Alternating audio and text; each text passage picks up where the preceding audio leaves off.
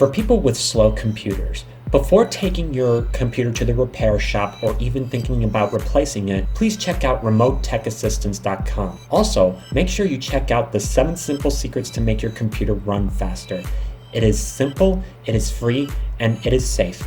Check it out at remotetekassistance.com. Hello everyone, how's it going? As you probably know, Google Plus is going away on April 2nd of 2019. Many of you probably do not know how to back up your data. Don't be alarmed. Today, I'm going to show you how to. Backing up your Google Plus data is simple. In order to back up your data, you will need to have a working browser. For demonstration purposes, I will be using Google Chrome since it is a Google product. Therefore, it will make things easier. Next, you will want to go to the link takeout.google.com to go to your Google data. I will put a link in the description below.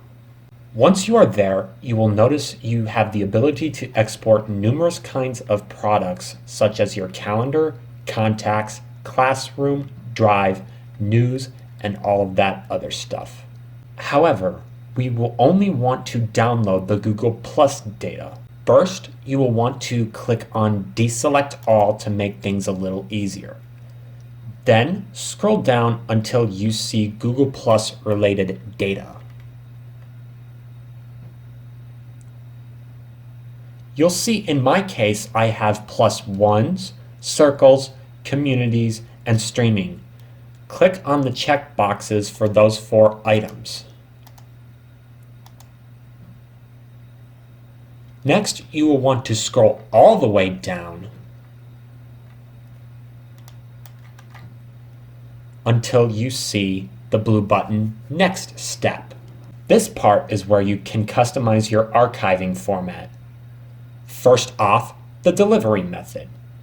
You can either send the download link via email, or in this case, Gmail, or you can download it to your cloud storage such as OneDrive, Dropbox, Google Drive, or Box.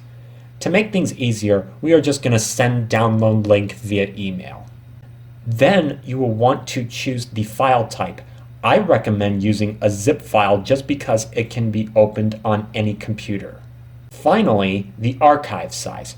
You can go larger or smaller than 2 gigabytes, but it will probably take forever to download depending on your network speed. In this case, I will just do 2 gigabytes. If the data is larger than the zip file size, it will be split into multiple files. After you have the delivery method ready to go, we can click on the blue button, Create Archive. Now, you'll notice that 4 products are being prepared in my case. Please give it time as these files are large. Once the download is ready, you will see in your Gmail a message from Google Download You saying that your data archive is ready to download. So you click on that email. Then we want to click on the blue button, Download Archive. And as a safety precaution, it prompts you to type your password. After verification, it tells you your archive. It also automatically downloads the file. Now it's time to view the downloaded archive. Depending on where your download location is, you'll see the zip file takeout followed by the date. Then you will want to extract the files. We will want to right-click on the zip file, and then we will want to click on Extract All. Then we can just extract like that, and it will take some time depending on how big the files are. And now we can view the folder.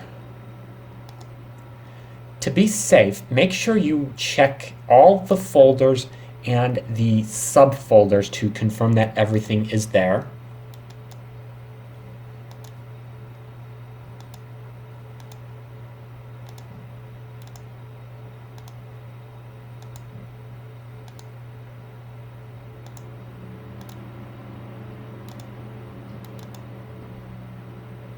And there you have it.